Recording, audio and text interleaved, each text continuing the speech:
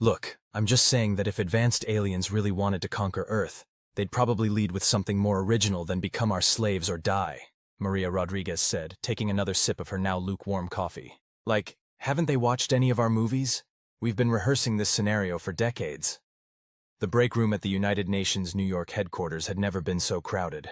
Diplomatic staff from every nation huddled around the ancient coffee machine, all trying to process the fact that an actual alien mothership was currently hovering over Geneva, broadcasting its ultimatum on every frequency and device capable of receiving a signal.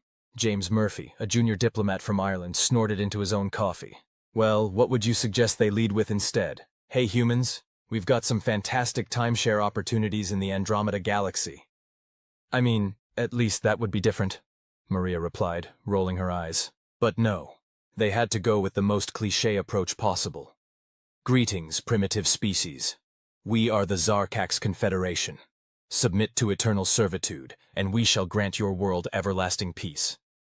Like seriously? That's the best they could come up with after traveling however many light years to get here? The room erupted in nervous laughter, a welcome release from the tension that had been building since the massive ship had appeared in Earth's orbit 3 days ago. The vessel was apparently large enough to cast a shadow visible from space, according to the ISS crew's rather alarmed reports. You know what really gets me? This came from Dr. Raj Patel, the UN's leading xenolinguist, who had been working around the clock trying to decode the nuances of the aliens' communication. They keep emphasizing how primitive we are, but they're broadcasting their message using our own communication protocols. They literally had to study and adapt to our technology to tell us how backward we are. Maria grinned. Oh, the irony. You're so primitive that we had to dumb down our advanced alien technology just to insult you properly. Has anyone actually told them we're not interested? James asked, reaching for the coffee pot only to find it empty. He sighed and started brewing another batch, knowing they'd need it. Oh yeah, Maria replied. The Security Council sent our official response yesterday. Thank you for your generous offer of eternal servitude. However, we regret to inform you that humanity is currently fully booked with its own problems and cannot commit to any additional dystopian arrangements at this time. Please feel free to check back in a few centuries. The break room erupted in laughter again, but it was cut short by the building's emergency alarm system. Red lights began flashing, and a mechanical voice announced, "All diplomatic staff report to the General Assembly Hall immediately. This is not a drill." Well, Maria said, standing up and straightening her blazer. Looks like the Zarkax didn't appreciate our rejection letter. The General Assembly Hall was packed by the time they arrived. On the massive screens typically used for presentations and video conferences, the alien transmission was playing. The Zarkax, it turned out, looked surprisingly similar to giant praying mantises wearing what appeared to be business suits. Their spokesman, Spokesmantis, was currently clicking its mandibles in what the universal translators interpreted as extreme displeasure. Your species' obstinate refusal to acknowledge the superiority of our civilization is precisely why you require our guidance, the alien was saying. We have studied your history. You wage constant wars, destroy your environment, and cannot even agree on basic planetary governance. Our offer of servitude is an act of mercy. The Secretary General stood up to address the Assembly. Distinguished representative of the Zarkax Confederation, while we appreciate your concern for our species' development, we must point out that your proposal contains several logical inconsistencies. The alien's compound eyes seemed to shimmer with annoyance. Explain. First, the Secretary General continued, you claim to offer peace through servitude, yet the very act of forcing our submission would be an act of violence, negating your stated goal. Second, you've demonstrated the capability to study and understand our communication systems, suggesting you've observed us for some time. If so, you must have noticed that human productivity and innovation are directly linked to our freedom of choice and self-determination. Maria, watching from her seat, couldn't help but whisper to James, is he really trying to explain capitalism to giant space insects? The Zarkax representative's antennae twitched. Your argument is irrelevant. We have successfully subjugated 27 other species, all of whom now enjoy perfect peace under our guidance. Really? This came from Dr. Patel, who had apparently decided to throw diplomatic protocol out the window. And how's their GDP doing? The alien's mandibles clicked rapidly in what the translators struggled to interpret, eventually settling on confused frustration. Because Dr. Patel continued, standing up. We've been analyzing your transmission patterns. Your ship has been broadcasting continuously for 3 days, yet we've detected no communication with your homeworld or these supposedly peaceful subjugated species. Either your faster-than-light communication technology is less advanced than your travel capabilities, which seems unlikely, or there's something you're not telling us about these other civilizations. The massive screen suddenly filled with static before switching to a new image. This one showed what appeared to be a different Zarkax, wearing what could only be described as a middle management version of their business suits. "Attention, unauthorized conquest attempt," the new alien announced. "This is the Zarkax Department of Interstellar Acquisitions and Mergers. We have received multiple complaints about your unsanctioned expansion proposal, and must inform you that you are in violation of Section 47B of the Galactic Corporate Code regarding hostile takeovers of pre-FTL civilizations." The original Zarkax representative's color changed to what humans would later learn was their species' equivalent of going pale.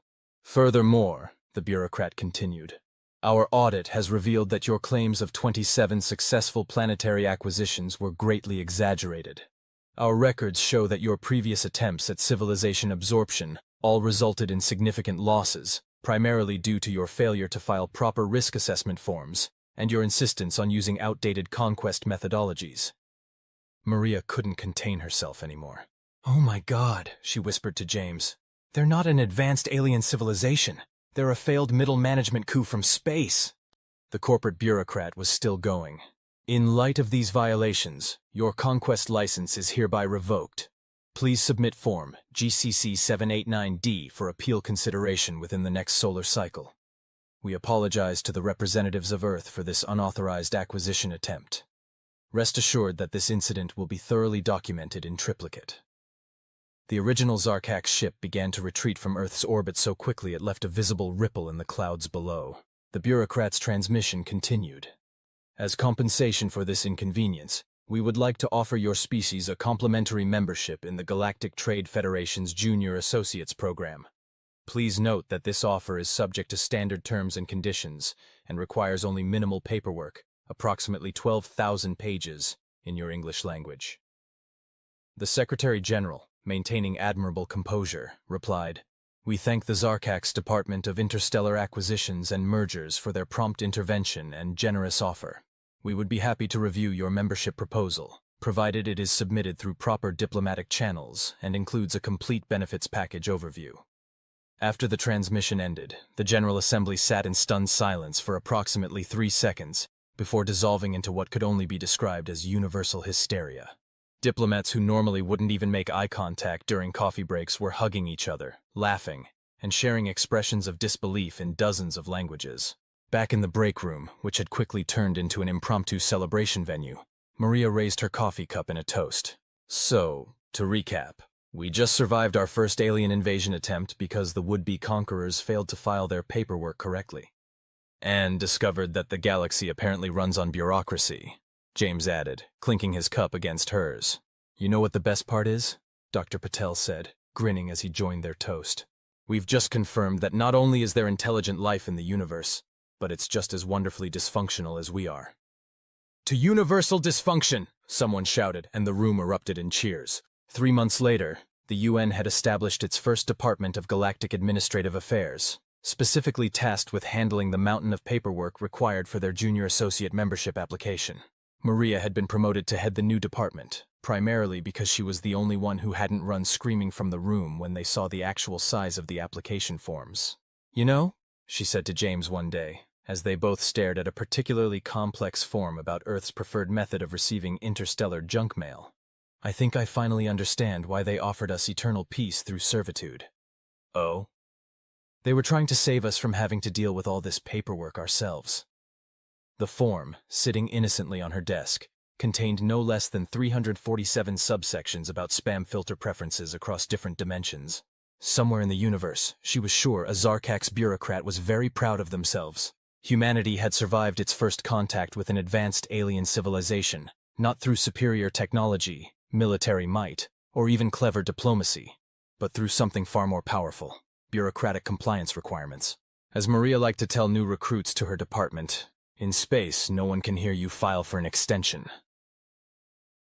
And that, as they say in the universal language of administrative documentation, was that. "I swear these forms are breeding when we're not looking," Maria muttered, staring at the tower of holographic documents floating above her desk. "I filed 20 reports yesterday, and somehow I have 30 new ones this morning." The Department of Galactic Administrative Affairs had expanded from a single office to an entire floor of the UN building in the past 6 months. The walls were covered in posters explaining various alien filing systems and motivational messages like, "Keep calm and file form X742C," and "What would a bureaucrat do?" James walked in carrying what appeared to be a glowing cube. "You're going to love this. The Zarkax sent us a new administrative processing unit. Apparently, our Earth computers are too chronologically challenged to handle their standard paperwork velocity." "Please tell me it comes with instructions," Maria said, eyeing the cube suspiciously. "Oh, it does." James dropped a thick manual on her desk. "All 1,247 pages of them. In Zarkaxian. But don't worry. They included a translation matrix. We just need to fill out the translation request form. In triplicate. In Zarkaxian." "Catch-22 would be proud," Maria sighed, reaching for her universal translator. "How's the cultural exchange program coming along?" The cultural exchange program was their diplomatic euphemism for the fact that several alien species had suddenly become very interested in Earth after the failed Zarkax invasion. Apparently, being the first civilization to defeat an unauthorized conquest attempt through proper documentation had earned humanity a certain reputation in galactic bureaucratic circles. "Well," James said, pulling up a holographic report, "the Pexlaxians want to study our primitive but fascinating concept of weekend breaks. The Veth Collective is still trying to understand why we need sleep, and the Harmonious Association of Quantum Accountants has requested permission to study our tax systems. They find the concept of creative accounting particularly intriguing." Maria was about to respond when her desk's communication panel lit up with an urgent message. The holographic display showed a familiar mantis-like figure wearing what could only be described as cosmic business casual. "Greetings, Earth Administrative Division," the Zarkax bureaucrat announced. "This is a courtesy notice regarding your pending membership in the Galactic Trade Federation's Junior Associates program." Maria sat up straighter, trying to remember the proper mandible, respectful greeting gesture they'd been taught. "Greetings, honored representative. Has there been an issue with our application?" "Issue? Oh no, quite the contrary." The bureaucrat's antennae wiggled in what their cultural advisors had identified as amusement. "Your species has shown remarkable aptitude for administrative procedures. Your Form 7249Z submission on proper spacing requirements for interstellar comma usage was particularly impressive." "Thank you?" Maria shared a confused look with James. "In fact," the bureaucrat continued, "your dedication to proper documentation has attracted the attention of the Grand Council of Bureaucratic Excellence. They wish to offer Earth an unprecedented opportunity. Full membership status, bypassing the standard 300-year junior associate waiting period." The office went silent. Even the perpetually humming holographic forms seemed to pause. That's impossible," Dr. Patel said, having appeared in the doorway at some point during the conversation. "Full membership would give us access to all galactic technologies and trade routes. There must be some catch." The Zarkax bureaucrats' mandibles clicked in what their translators interpreted as professional satisfaction. "The only requirement," it announced, "is that Earth must host this cycle's Galactic Administrative Conference and File Management Symposium." Maria felt a chill run down her spine. "How many delegates would we be hosting?" "Oh, a modest gathering. Only representatives from roughly 47,000 civilizations. Plus their administrative staff, of course. And the mandatory quantum harmonic filing clerks. And the subcommittee for proper form alignment across 11 dimensions. So, approximately 2.3 million delegates in total." James, who had been frantically taking notes, dropped his tablet. 2.3 million alien bureaucrats? On Earth? Where would we even put them? "Oh, accommodation won't be a problem," the Zarkax assured them. "Most species are quite comfortable in non-Euclidean space hotels. We just need you to handle the paperwork." Maria looked at the mountain of forms already waiting for her attention, then at her team's shocked faces, and made a decision that would change human history forever. "We'll need to confirm this with Earth's governing bodies, but speaking as the head of Galactic Administrative Affairs..." She took a deep breath. "Please send us the conference hosting application forms." The Zarkax's compound eyes sparkled with what might have been tears of joy. "Excellent. I'll have them transmitted immediately." It's only about 89,000 pages of primary documentation, plus the standard appendices. After the transmission ended, Dr. Patel turned to Maria. Do you realize what you've just done? We're going to be organizing the largest bureaucratic conference in the galaxy. Yes, Maria replied, a strange smile forming on her face. And think about what that means. Every advanced civilization in the galaxy, sending their most experienced administrators to Earth. We'll learn more about galactic civilization in one conference than we would in centuries of junior membership. James caught on first. Was caught on. You clever devil! You're planning to out-bureaucrat the bureaucrats. Exactly. They think we're just this adorably primitive species that happen to be good at paperwork. But they've never experienced an Earth conference before. They haven't seen our PowerPoint presentations, our team-building exercises, our motivational speakers, our coffee breaks, Dr. Patel added with growing enthusiasm. Our mandatory icebreaker sessions, James contributed, now grinning. And most importantly, Maria concluded, our ability to turn any simple meeting into an endless cycle of follow-up meetings. By the time this conference is over, we'll either have earned their eternal respect or driven the entire galactic bureaucracy into early retirement. 6 months later, as Maria stood on stage at the opening ceremony of the first Earth-hosted Galactic Administrative Conference and File Management Symposium, FEHGACFMS for short, she couldn't help but feel a surge of pride. The massive convention center, specially constructed to accommodate beings from across the known universe, was a testament to human adaptability. They had quantum coffee machines serving drinks in 17 different phases of matter. The breakout session rooms existed in probability clouds until someone actually tried to find them. The name badges were small technological marvels that automatically translated not just language but also bureaucratic jargon across all known administrative dialects. And every single delegate had to fill out a satisfaction survey. After each session, in triplicate, "Welcome, esteemed delegates," Maria announced to the assembled multitude of alien administrators, to what promises to be the most efficiently organized and thoroughly documented conference in galactic history. Before we begin, please ensure you've completed your pre-conference paperwork, including Form Earth Con 1A. Intent to have an intent to participate in opening ceremonies. As she watched thousands of tentacles, appendages, and probability matrices reach for their respective documentation devices, Maria knew that humanity had found its true place in the universe. They might not have been the most technologically advanced species, or the most physically impressive, but by God, they could organize a conference that would make the most hardened bureaucrat weep with joy. And somewhere in the multiverse, in a dimension made entirely of filing cabinets, the spirit of bureaucracy smiled. "Has anyone seen my quantum stapler?" Maria called out across the probability-shifted conference hall. "The one that simultaneously attaches and doesn't attach papers across all possible realities?" "Check Dimensional Pocket C17, James replied without looking up from his tablet, which was currently displaying what appeared to be a Mobius strip of attendance sheets. Right next to the Schrodinger's coffee maker that may or may not be brewing the best coffee in the universe. The first Earth-hosted Galactic Administrative Conference and File Management Symposium was in full swing, and it was everything Maria had hoped for and feared. The convention center had become a nexus of bureaucratic power that would make Franz Kafka weep with joy, or possibly horror. Dr. Patel rushed past, his arms full of what looked like crystalline data sheets. "The quantum accountants are having an existential crisis in Ballroom View. They just discovered our concept of estimated taxes and can't process the philosophical implications. Send them the Earth delegation's presentation on the art of approximate accuracy, a human approach to fiscal reality," Maria called after him. "And make sure they fill out Form QA925 for emotional compensation." The conference had been running for 3 days, and Earth's strategy of overwhelming the galactic bureaucracy with their own methods was working better than anyone had anticipated. The alien delegates had been completely unprepared for concepts like working lunches, breakout sessions, and the dreaded team-building exercises. "Maria," James appeared at her side, slightly out of breath. "You need to see this.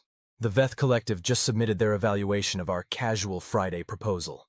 The holographic document he pulled up showed a series of complex equations and probability matrices, all pointing to one stunning conclusion. Earth's approach to administrative flexibility was revolutionary by galactic standards. "They're calling it controlled chaos theory," James explained, barely containing his excitement. "Apparently, our ability to maintain organizational structure, while incorporating elements of randomness and informal social interaction, is completely unprecedented in galactic administrative history.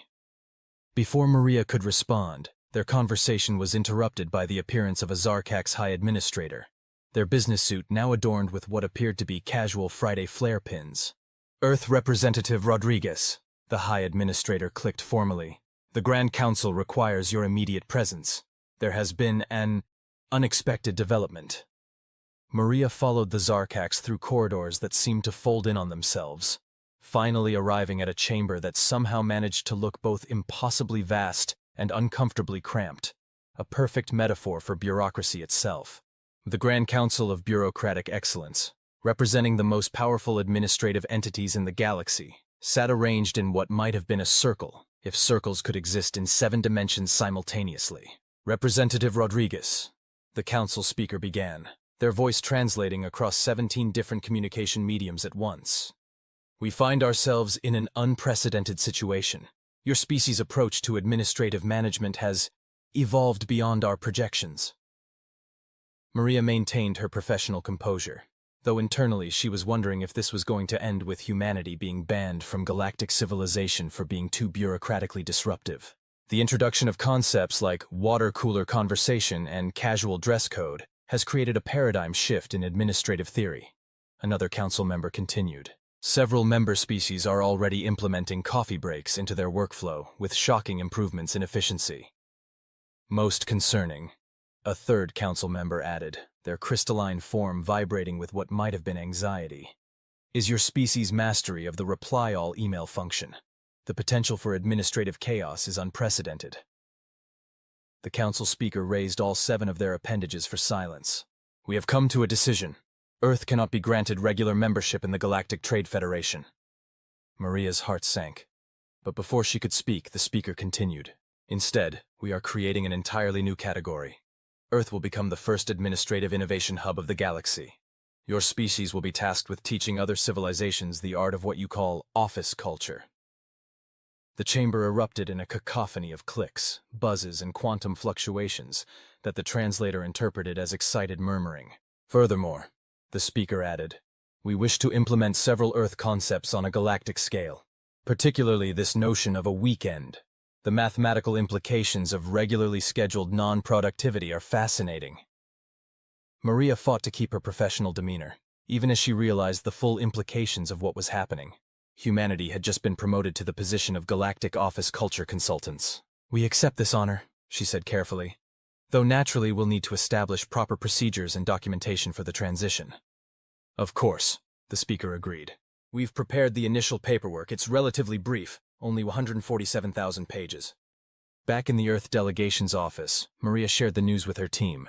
The reactions ranged from disbelief to hysterical laughter. Let me get this straight, James said, wiping tears from his eyes.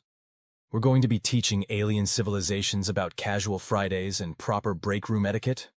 Don't forget passive-aggressive note posting in communal spaces, Dr. Patel added. That's a crucial part of office culture. Actually, Maria said, pulling up the council's documentation, they're particularly interested in our concept of meetings that could have been emails. They find it fascinatingly inefficient yet somehow essential to administrative function. A junior staff member rushed in, looking panicked. The Pixelaxians are demanding an emergency session. They've discovered our archives of Dilbert comics and are calling it a religious experience. Maria smiled as she watched her team spring into action, preparing presentation materials and filing the necessary forms for an impromptu cultural exchange seminar. Humanity had found its niche in the galactic community, not through advanced technology or military might, but through their mastery of the one force that truly ruled the universe: office politics. Oh, and someone please explain to the quantum accountants that the phrase close enough is not actually a violation of universal constants, she called after the retreating staff members. We don't need another existential crisis before the afternoon coffee break. As she turned back to her desk, Maria noticed a small note had appeared in her dimensional inbox. It was printed on actual paper, a luxury in galactic bureaucratic circles, and bore the official seal of the Grand Council. The message was brief, but brought a smile to her face. Humanity's application for galactic membership status has been approved. Please note that this approval is pending final review, which will be scheduled for a follow-up meeting to discuss the scheduling of the actual review meeting. Time and dimensional coordinates to be determined. Casual attire permitted. And that, esteemed colleagues, is why the phrase, "per my last email," is considered one of humanity's most passive-aggressive weapons of mass communication. Maria concluded her presentation to thunderous appendage tapping from the assembled alien delegates. The Department of Galactic Administrative Affairs had evolved considerably in the 3 months since Earth's promotion to Administrative Innovation Hub. Their offices now spanned multiple dimensions, with a break room that existed in a quantum superposition of always empty and too crowded to find the good snacks. James materialized next to her podium as the delegates filed out through various spatial and temporal exits. "You might want to see this," he said, holding up a holographic tablet displaying what appeared to be an interdimensional memo. "The Harmonious Association of Quantum Accountants has finished their analysis of human procrastination techniques." Maria skimmed the document, her eyes widening. "They've classified 'I'll do it later' as a temporal paradox?" Apparently they spent 6 weeks studying the human tendency to delay tasks until future me has to deal with them. They're calling it the temporal responsibility displacement theory, and suggesting it might be the key to understanding parallel universe formation. "Well, that's—" Maria began, but was interrupted by Dr. Patel practically phasing through a wall in his hurry to reach them. "Emergency situation in Sector 7G, he gasped. The Veth Collective discovered cat videos during their research into human productivity breaks. They're refusing to return to work until they understand why humans find felines knocking objects off elevated surfaces so entertaining. Form H742, request for emergency cultural context meeting?" Maria suggested. "Already filed," Dr. Patel replied, "in triplicate, and submitted to all possible alternate dimensions where the meeting might theoretically take place." "Good man. Now we just need to—" She was interrupted again, this time by the appearance of a Zarkax bureaucrat who seemed to be wearing what they presumably thought was casual Earth business attire. A suit made entirely of post-it notes. "Most urgent matter requiring immediate attention." The Zarkax clicked rapidly. "The Grand Council has received disturbing reports from across the galaxy. Multiple civilizations are experiencing unprecedented increases in workplace efficiency following the implementation of Earth's Friday donut tradition." "I'm not seeing the problem," Maria said carefully.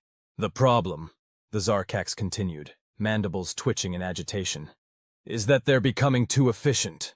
The quantum paperwork isn't having time to properly propagate through all possible realities before being processed. Do you have any idea what happens to a form that's completed before it technically exists?" "I assume there's a form for that," James muttered. 78 forms, the Zarkax corrected. "All of which are now being completed faster than the speed of bureaucracy. We're facing a potential collapse of the space-time administrative continuum." Maria took a deep breath. She had been preparing for something like this ever since they'd introduced the concept of working from home to a species that existed simultaneously in all points of space. "Call an emergency meeting of the Grand Council," she said, "and bring the secret weapon." 2 hours later, or possibly 2 years earlier, depending on which temporal framework you were using, Maria stood before the Grand Council with a simple cardboard box. "Honored council members," she began, "we understand your concerns about rising efficiency rates. That's why we're introducing a new concept from Earth's administrative history, the suggestion box." The council chamber erupted in confused murmuring. "You see," Maria continued, "this box serves as a repository for ideas to improve workplace function. However, and this is the crucial part, there's no actual requirement to implement any of these suggestions. In fact, the true art lies in creating increasingly complex committees to review the suggestions, each requiring their own subcommittees, all of which need to schedule meetings to discuss the possibility of future meetings about potentially considering the submitted ideas." The council members' various sensory organs widened in comprehension. "Brilliant!" the speaker exclaimed. "A perpetual motion machine of administrative delay." "Exactly," Maria smiled. "We call it taking it under advisement. It's a cornerstone of human bureaucratic tradition." As the council enthusiastically discussed the formation of the first suggestion box implementation review pre-committee, James leaned over to Maria. "Should we tell them about office birthday celebrations next?" "One thing at a time," she whispered back. "They're still recovering from learning about mandatory fun days." Later, back in their office dimension, Maria looked out over her expanding department. The PX Laxians had set up a casual dimension for Fridays. The quantum accountants were deeply engrossed in studying the philosophy of extended lunch breaks, and someone had successfully taught the Veth Collective about the importance of maintaining a healthy work-life balance, though they were still struggling with the concept of life being separate from work. "You know what the funny thing is?" she said to James, who was attempting to explain the concept of business casual to a being that existed as pure energy. "When those first Zarkaks showed up offering eternal peace through servitude, I never thought we'd end up achieving something similar by teaching the galaxy how to slack off properly. Humanity's greatest contribution to galactic civilization. Structured procrastination and office politics," James agreed. "Who would have thought?" Dr. Patel stuck his head through a quantum probability field. "Sorry to interrupt, but we have another situation. Someone introduced the concept of reply all to the HiveMind Consortium. They're now stuck in an infinite loop of everyone thanking everyone for thanking everyone." Maria sighed contentedly. "File the standard forms for an email etiquette seminar, and make sure to schedule it for after the long weekend, assuming we can explain to the council why humans need 3 days off for a 2-day holiday." As she watched her team navigate the increasingly complex intersection of human office culture and alien bureaucracy, Maria couldn't help but feel proud. Humanity had not only found its place in the galaxy, but had fundamentally changed how the galaxy worked, or, more accurately, how it avoided working while looking busy. And somewhere in a dimension made entirely of unread emails, the spirit of procrastination smiled. Form N77E, 4th installment documentation complete. Note: this document was submitted slightly late due to an extended coffee break, as is tradition.